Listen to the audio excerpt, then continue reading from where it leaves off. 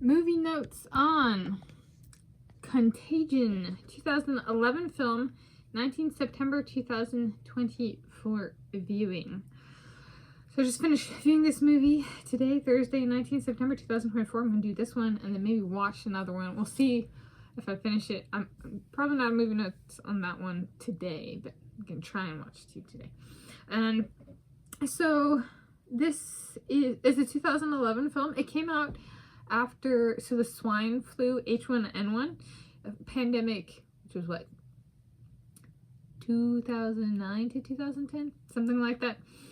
And so then the year after it ended, a movie came out. A movie was Contagion. And I'm Tanis Coralee Leonhardi, she, her, hers of Seattle. I was alive at the time of this H1N1 virus and swine flu pandemic.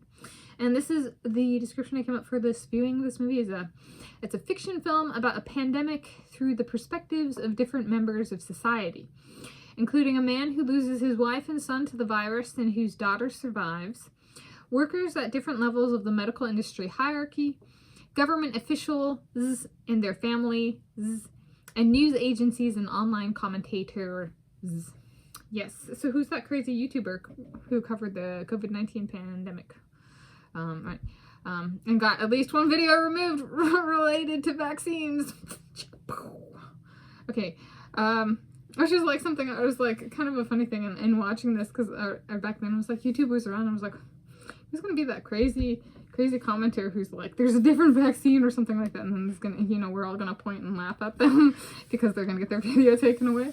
I had zero idea that I would be that YouTuber getting a vaccine video taken away. I was not pushing a product, however, getting a pandemic vaccine video taken away, so it's like,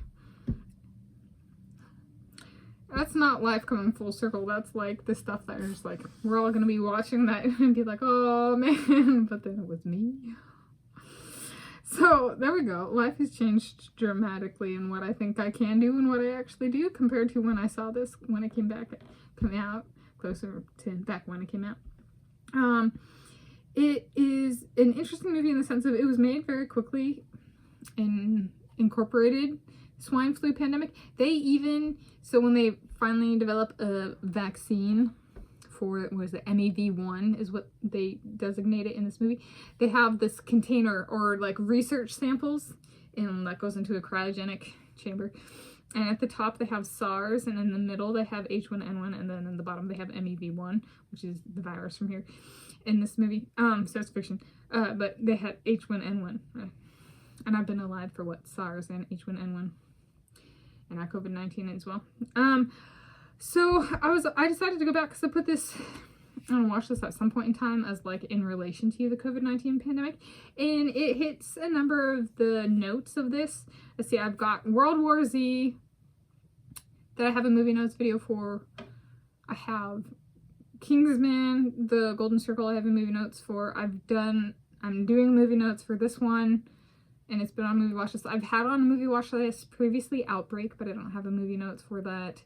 Some might throw in 28 Days Later, but like 28 Days Later and World War Z are like the horror fictionalized of a pandemic approach.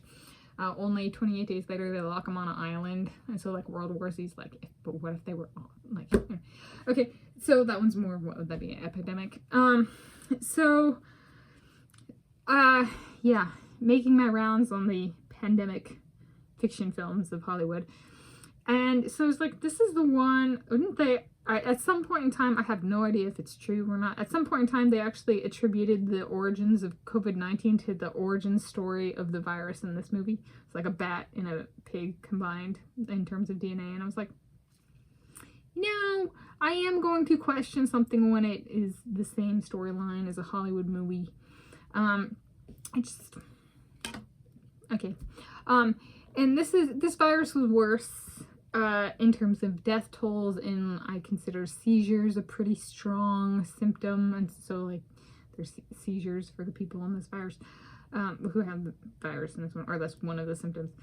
And so, I mean, it was an interesting thing because when it came out, reflecting and comparing it to the COVID-19 pandemic, people were like, this isn't a very big virus, this isn't a very bad virus, right? And then COVID-19 came along and people were like, it's worse than the plague. And I'm like, Yeah, same people complaining about this not being a virus and the symptoms are much worse than COVID-19. So, you know, there's like people who, like, if anything happens to them, they frame it as being like the worst thing that could ever happen to anybody, because they're just kind of like that personality type. Have zero sense of awareness, self-awareness, or like broader social awareness, or like what can actually happen, like what actually is reality. Kind of, yeah. So they're kind of the me. Yeah, shut up if you're not talking about me kind of personality. And if I'm not the worst or whatever, or I'm not the best or whatever. So this is a good one for like the movie itself might be rather muted in terms of like feedback. However, the feedback on the movie when it was released, and then kind of put in context with the COVID-19 pandemic is kind of an interesting one, because I'm like, it's interesting when people were like, but this isn't very bad, and the virus is much worse than the virus that played out, and people complained about the virus that came out as being so horrible, and I was just kind of like, well, humans might have worse attention spans than goldfish, at least those ones, right?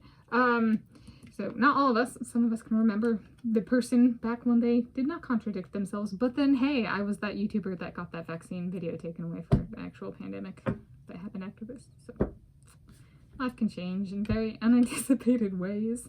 It's like, that's it, you guys. I became the female embodiment in physical reality of Jude Law in this movie.